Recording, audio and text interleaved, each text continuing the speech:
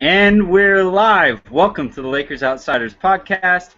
I am Anthony Irwin. I am joined by three other Hey, as Harrison said right before we came on, we are the hairline outsiders. We don't want to show any of what's going on up here.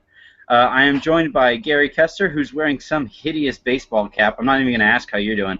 Harrison, rocking the flat build CSUF hat. That's a good one. How you doing, Harrison? Pretty good. I mean, it's always a good day when you go to CSUF. It is. It is. The Just for any scenery. potential, basketball recruits watching this. Yeah.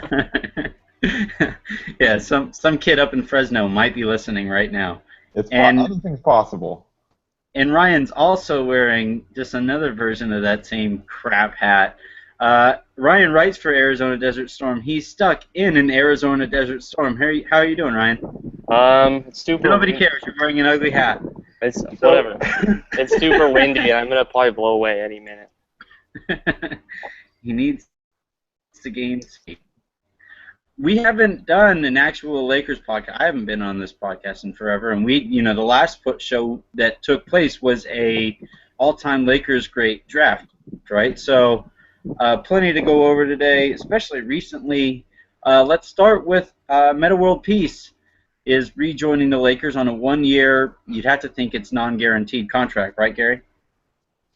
Yeah, I mean, I don't know if he has anything left in the tank in terms of playing on an NBA team and just going through the daily rigors of an NBA season. But I mean, if he's able to just kind of be on the team throughout the preseason and all that, and kind of help Randall's development going into the season, I think that's the ultimate goal. I'd honestly be surprised if he's on the team. But I mean, you never know. There's a couple of spots open, and if he plays really well, maybe he'll earn that last spot. Who knows?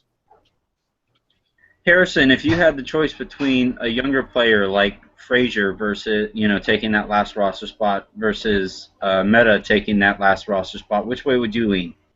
That's hard. Are you asking me as a fan and someone who wants the team to do well, or as someone who has to write interesting headlines this year? Because if it's do the two, go ahead. Definitely differ because. I think the team long term is better off taking a shot on one of these young guys. As much fun of a storyline as it is to have Metta back and around the team, and he's obviously still beloved in Los Angeles and by the fans. But I think that we saw in 2013, his last year in the league, he just didn't have much left in the tank, and like Gary was saying, and.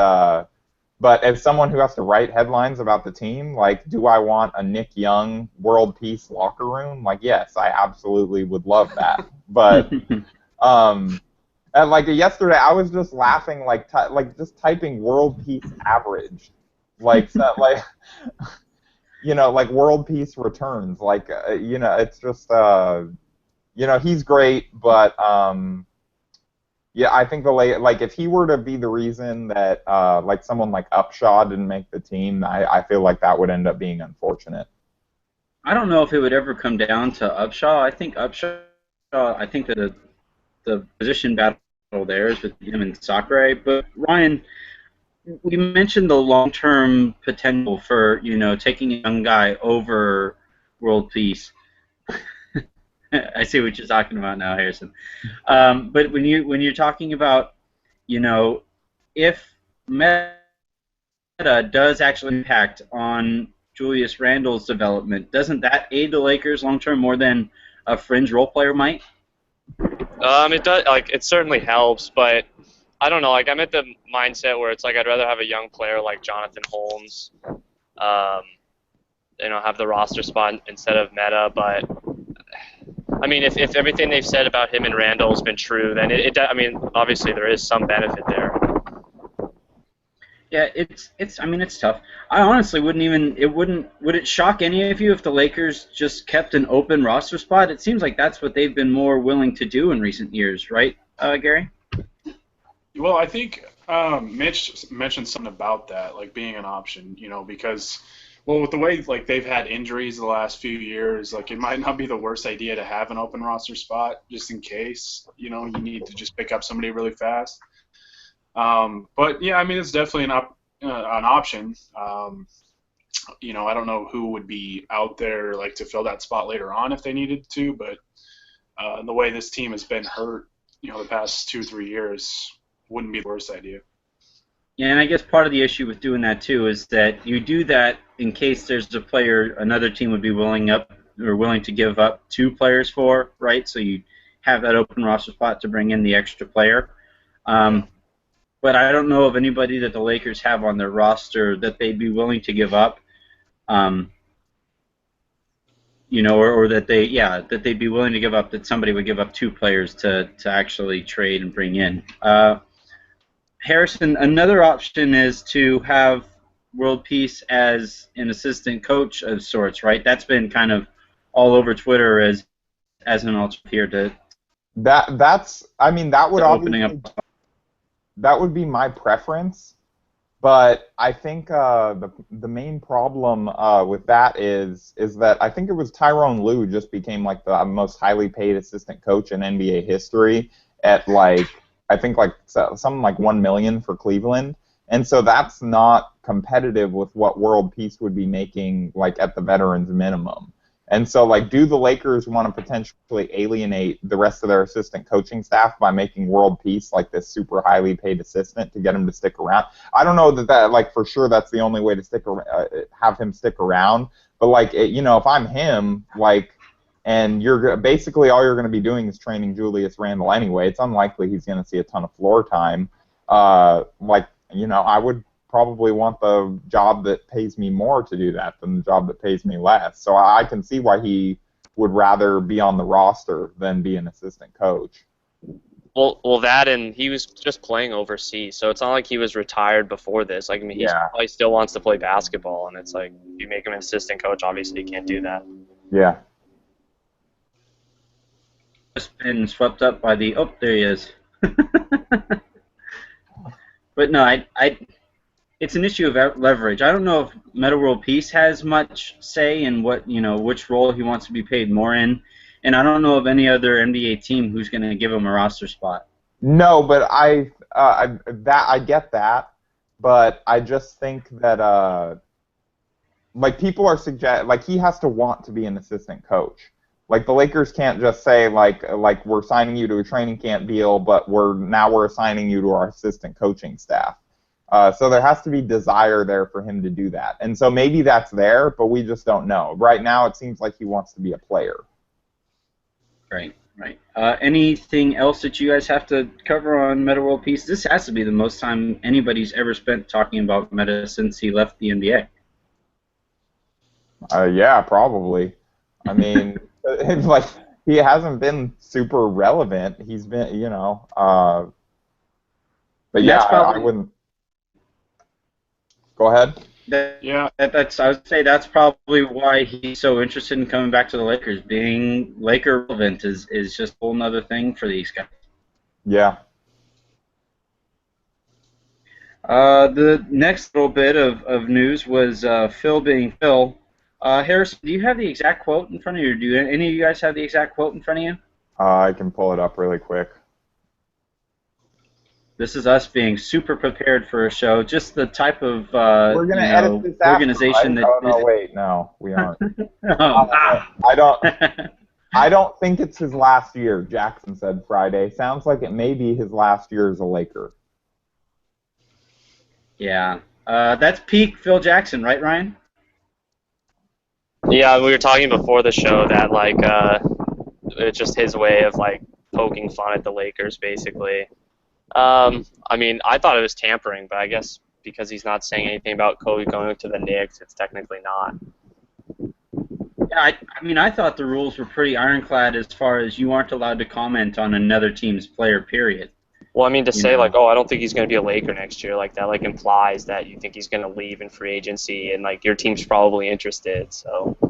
Right. It wouldn't shock me to see some kind of fine. Honestly, it's such a hobby of the league. It's such a great pastime to find. Do it anyway. Why not?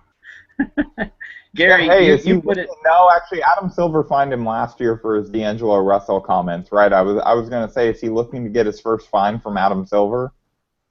Nope, no, he went to the he went to the Ohio State game and had stuff to say about him afterward, right? Yeah. Gary, I think you put it the most concisely. I don't know if you want to say it the exact way that you said it pre-show, but what are your thoughts on Phil? Smoking that peyote. Well, to the kids watching the show, cover your ears, but uh, it's just Phil Jackson being an ass. That's all it is. It's just what he does. It's what Yeah, makes him who he is. He used to do that all the time. I guarantee he said that quote with like a sly grin on his face. Like you know that he did because you knew that he was like it was going to affect Laker fans in some way. So no, it's just Phil being an ass. That's all it is. So in case How quickly? Phil doesn't get fined, our show might get fined. So when Phil finished this little media availability, and after he had said that, and I assume that wasn't like he didn't like say that and then walk off stage. That wasn't his mic drop. Like he probably answered at least a few more questions. How many missed calls from Jeannie Buss do you think that he had when he got off stage? Text messages, the occasional email. Yeah. Yeah, he probably shut his phone off. He's like, oh, not dealing with this. Yeah. She hit him up on Tinder. What are you doing? Honestly, though, like they have to talk about that. You would think. Yeah, I mean, Yeah, no, I can't imagine she's going to be happy that he said something like that. their next date, like I want to be a fly on the wall for that. So about your press conference, Phil. Hey, why is my steak not cooked, Jeannie? uh, but all right. So what are our actual thoughts? I mean, we know Phil being Phil, but Ryan. Gosh, I hate this question. But do you see Kobe playing after this year? I don't know. I want to say no, but I kind of think he will stick around. I mean, I just don't like. I don't know. Like Shaq just said, like, oh, you don't want to retire too soon because you never get it back. And I think like being out these last 2 years, like, will make him want to. If he has like a pretty good season, I think it'll make him want to play another one. Harrison, do you think? Same question. I'm not going to repeat it. I hate this kind of hosting. Okay, so do I think Kobe will play past this year? I don't. I honestly think Kobe doesn't know yet. I know that's the cop-out answer, but like we have to see if he's going to get through this season healthy. Now, gut feeling, I don't think he is going to make it through the entire season healthy, and I think that it's going to be. And I disagree with Ryan. I think that it's going to be difficult enough to play in the amount of games that he wants to play in, and like play to the standard that he wants to play at. That I think he's going to hang him up because I don't see him hanging on as a role player. And as far as like playing with another team, I posted this in my little article about Phil Jackson's comments earlier this morning. But in 2014, when Kobe was asked about leaving the Lakers, his words were like, "I hear the chatter of Kobe should go out or Kobe should ask out, and he should go play for a contender in the latter stage of his career." But that's not what I do. I'm extremely loyal to the Lakers. I believe in fighting through the tough times as well as enjoying the good times. It's my responsibility to get us to be the best that we can be. It's important that we approach that on a day-to-day basis. I've enjoyed a great amount of success here. You can't just enjoy the successful times and then run away from the bad times. No, I don't even think about departing. I'm a Laker. Like that doesn't sound like someone who's going to go late career ring chasing to me. Right. And like, right. go to the Knicks and just I guess hang out with Melo and get like 30 wins. I don't know. Like I don't know what the appeal of going to the Knicks would be, but I don't know. I mean, one, I agree that those statements are pretty explicit. Those are he's pretty clear about what his intentions are. But situations change. Like that. Yeah. That was a full year ago, right? That was in 2014, and then if he does make it through this year and he says, you know what, it would be cool to get, one more ring and, smaller deal to play in a smaller role somewhere else. It wouldn't shock me to see him do anything. I'm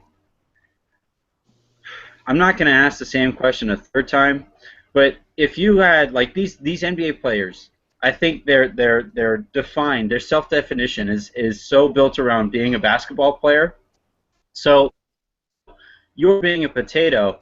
If you had to, figure out, I have to retire from being a potato, is that something that you'd be able to walk away from? From being a potato. Well, You're going to actually answer this. Wow, okay. I was going to say, before I'm what, like cooked or fried? Like, what's going on here? No, Ready for inside jokes that our viewers don't get. No, basically my thoughts on the Kobe thing were kind of what Harrison said. Like, personally, I don't think he's going to play beyond the season because he talked last year about how sore he was after games. And, you can only imagine. He's played in the league over half of his life, so he just has a ton of mileage on his body. And if granted, he was playing way too many minutes last year, but, if he's that sore after games still, I just can't see him going through 2 more full seasons. And his body's just, I almost feel like his body's like letting him know with all these injuries, like, hey, like I've had enough, So I think it'll be his last year in the NBA. I wouldn't be surprised if he goes overseas and plays, in Europe a little bit, because he would be like huge if he went and did that. And it's a completely different season. It's a shorter season over there, I think, and it would be kind of something that would be interesting to see. But I do think it's his last year in the NBA, just because I just don't think his body can take a full, the rigors of an 82-game season anymore. I will say that. Well, so I said that. Sorry, it's super loud.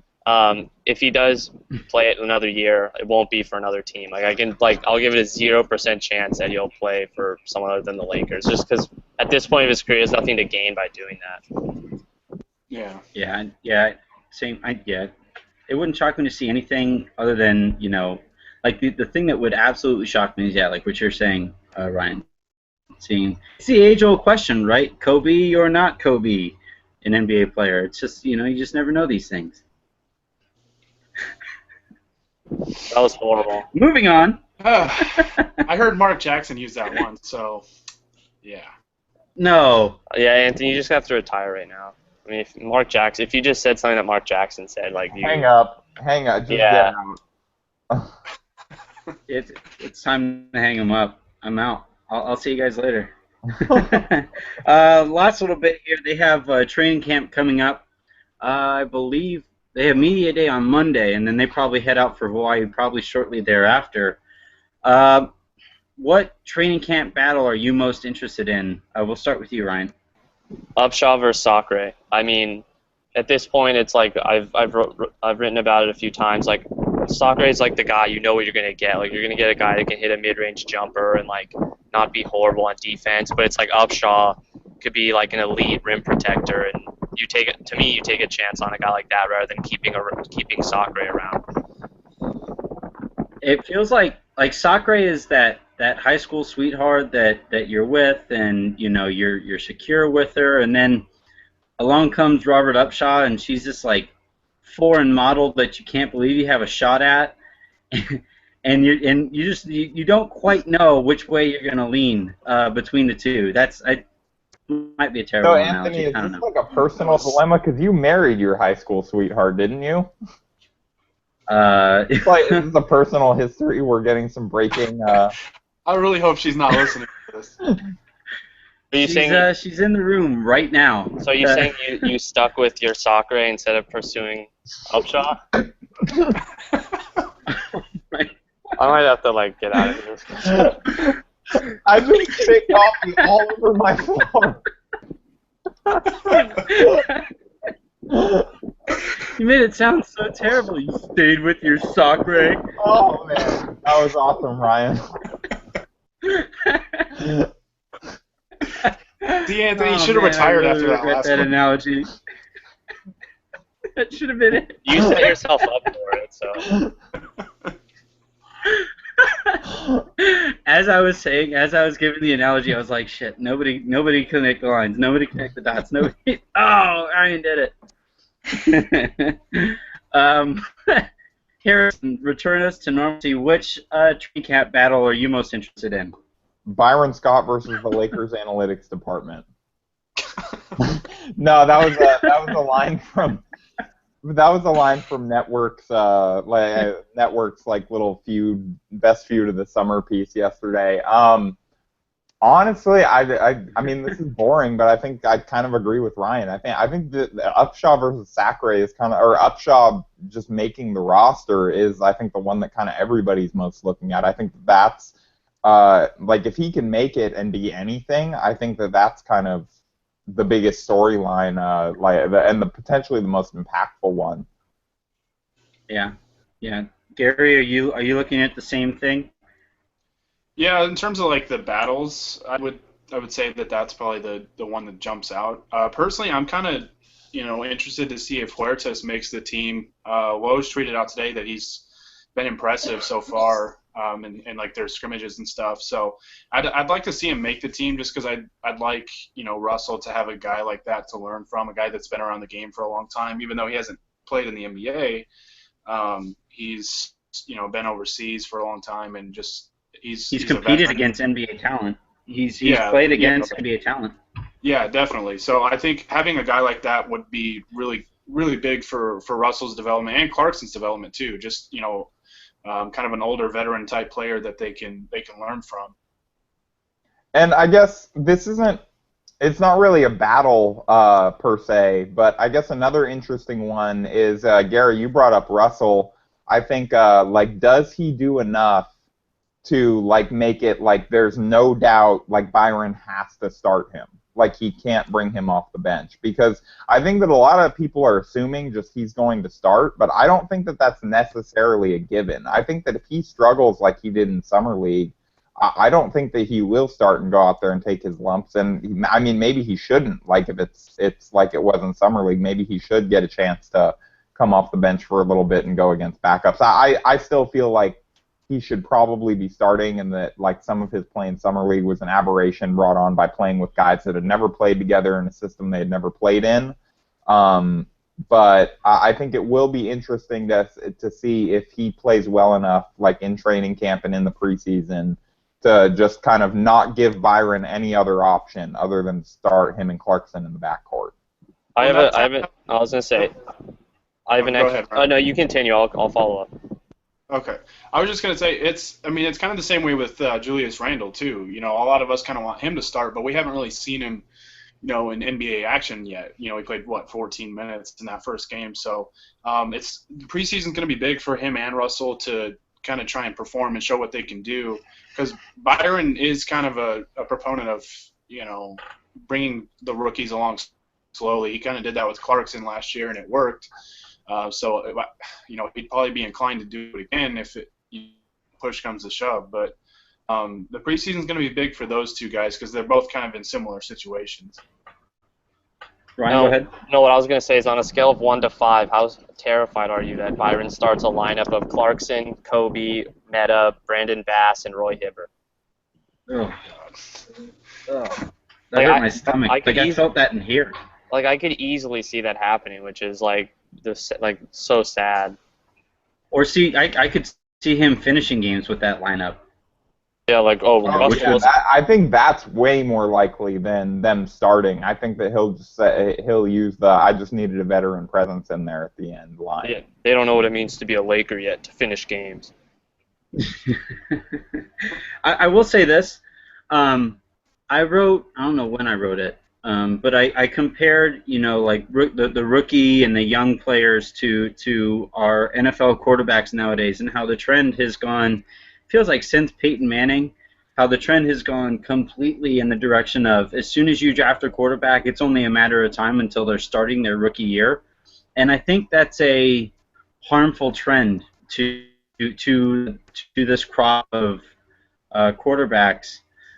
You develop bad habits when you rush yourself and your development is rushed, and it's why I really like the Huertas pickup, because when he's on the court, he takes some of that pressure, that ball handling and creativity pressure, off of Clarkson and Randle and Russell, the two backcourt guys. It'd be good to have someone like that so that their development can go at a more standard pace or a more comfortable pace. After having said all of that, they do need those late, game reps. That's what was so frustrating last year was when Clarkson would. Did we lose On the bench. Anthony? Okay. Yeah. Can you repeat that? I think you might have cut out there. At least you did on my end. Yeah, I lost him too. Well, basically, long story short, playing well, you kind of cut out.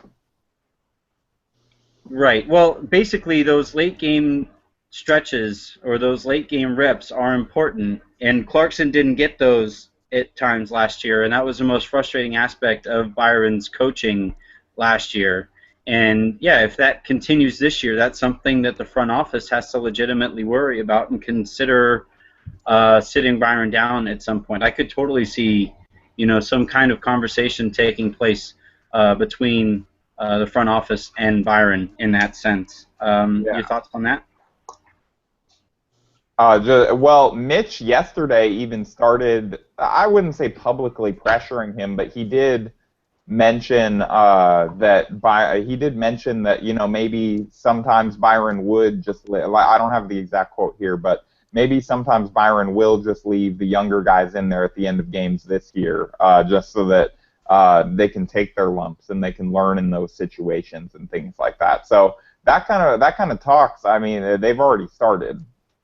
Yeah, and they should. That's a good thing. Yeah. Well, and I wrote about that a little bit too. A few weeks ago, I wrote about Byron and being in that situation, playing the young guys down the stretch of close games or going with the veterans to ensure wins. And I mean, I wouldn't really blame Byron if he goes with veterans, to just whatever is necessary to try and win the game, because if the Lakers haven't told him hey, you're going to be our coach for the next couple of years, so emphasize developing the young guys. If they haven't given him that security blanket, you can't really blame the guy for just trying to win games and trying to secure his future, because we all know being a coach in the league, I mean, your future is so uncertain, especially when you're on a team that's rebuilding. So, obviously we want to see the young guys play down the stretch, and if he's gotten that security blanket where the team has told him we're going to be patient with you, he's got to do it. But if they haven't, I don't necessarily blame him, I guess. But yeah, I don't know. It's interesting, and the whole starting thing too. I think there's too much stock put into that. As long as they get enough minutes, that's the key thing. Because if they come off the bench and play 26 minutes, that's better than starting and playing 20. So. Right. Yeah, it's I mean, it just at the end of the day, this is probably one of the most interesting training camps the Lakers have had in a really, really, really long time because of everything that's kind of up in the air. So, yeah, stay tuned, everybody. Anybody else have anything else to add on training camp? I would, but there's a bomber above me, and I'm probably going to have to leave pretty soon, so no. All right, well, that does it for actual Lakers content. I do, on a personal note, have to make a bittersweet announcement. As I don't know if our listeners have noticed, I've started another podcast over at Silver Screen and Roll for Drew Garrison and the rest of SB Nation over there with the Lakers Lounge, and then eventually season it'll be Lakers Late Night. Because there, I'm gonna have to step down as host, and in slides Gary like JaVale McGee into somebody's DMs, or I think that was Joel Embiid, whoever it was. I just of our listeners and everybody who's read anything at Lakers Outsiders, thank you greatly. I take incredible pride in everything that we've accomplished over these few months. You're in decent hands. I don't think he's ever fumbled a potato. So, I'm looking forward to see what Gary does in the host role. I'll still make an appearance on here every so often. I'll still write for Lakers Outsiders every so often. But, yeah, this is me signing off as host. Thank you, Ryan. Thank you, Harrison. Thank you, Gary. Matt isn't here. Thank you to all of the guests that have made the podcast. Yeah, this kind of sucks, but you got to be excited for things to come. Without change, progress is impossible. Thanks, everybody.